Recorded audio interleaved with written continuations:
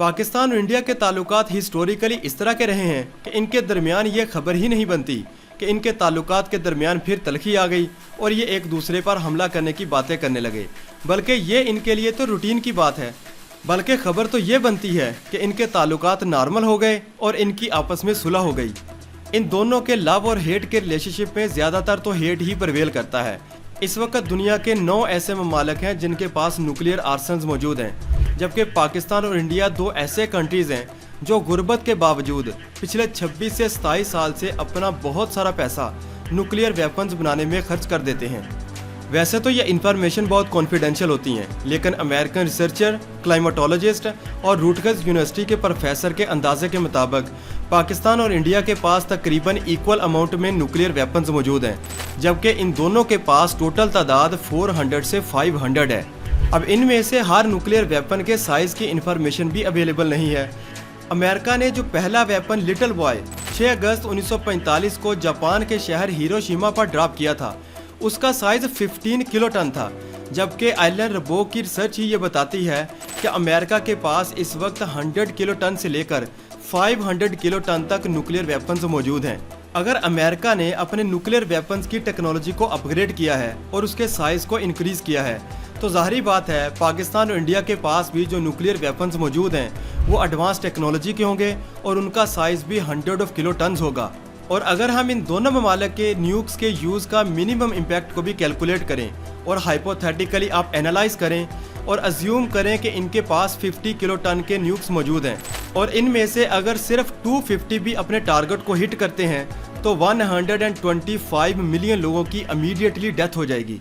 जबकि इस एक्सप्लोजन के बाद जो खारिज होने वाली रेडिएशंस हैं उससे ये डेथ टॉल डबल भी हो सकता है। ये इम्पैक्ट तो न्यूक्लियर आर्सन्स की डिटोनेशन के साथ ही फेस करना पड़ेगा, जबकि इसके बाद जो ब्लैक कार्बन रिलीज होगा वो फसलों को किस हद तक तबाह करेगा। फिर ये हमारे एटमॉस्फेयर की ट्रोपोस्फेयर से होता हुआ यही ब्लैक कार्बन स्ट्रेटोस्फेयर में चला जाएगा, जहाँ पर ये सनलाइट्स को ब्लॉक कर देगा। सनलाइट्स ज़मीन तक नहीं पहुँच पाएंगी, जिससे हमारे एटमॉस्फेयर का एवरेज टेम्परेचर 2 डिग्री से 5 डिग्री सेल्सियस तक डिक्रीज हो जाएगा।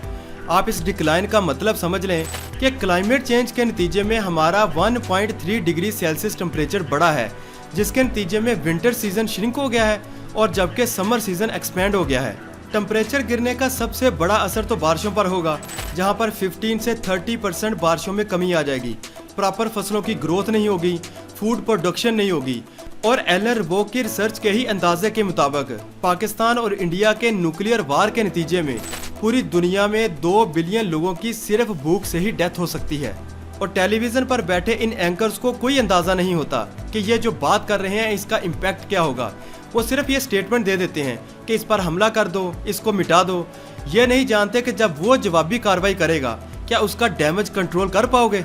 मीडिया का इन दोनों ममालिक के ताल्लुकात को बेहतर बनाने में एक क्रिटिकल रोल है, क्योंकि वह लोगों के ओपिनियन को शेप देता है, उनके इमोशंस को डायरेक्शन देता है। अगर वहाँ पर बैठकर ये बात होनी है कि इस मुल्क पर अटैक कर दो, इसको मिटा दो, वहाँ पर ताल्लुकात को नॉर्मल बनाने की क्या एक्सपेक्टेशन की जा सकती है। पाकिस्तान और इंडिया जब से न्यूक्लियर पावर बने हैं, इन दोनों के दरमियान न्यूक्लियर वार का खतरा मौजूद रहा है, क्योंकि ना ही ये अपने प्रॉब्लम्स को टेबल टॉक के जरिए रिजॉल्व करते हैं और ना ही ये ट्रेड करते हैं। पाकिस्तान और इंडिया आपस में लड़े बिना, यानी कि अगर सिर्फ ये स्टैंड स्टिल पोजीशन पर रहें तो तब भी इनके लिए इनकी पॉलिसीज़ बहुत नुकसानदेह है, क्योंकि जो रकम लोगों की बेहतरी के लिए खर्च होनी है, उनके लिविंग स्टैंडर्ड को बेहतर बनाने में खर्च होनी है, उनकी एजुकेशन या उनके हेल्थ पर खर्च होनी है, वो एटॉमिक बम बनाने में खर्च होती है।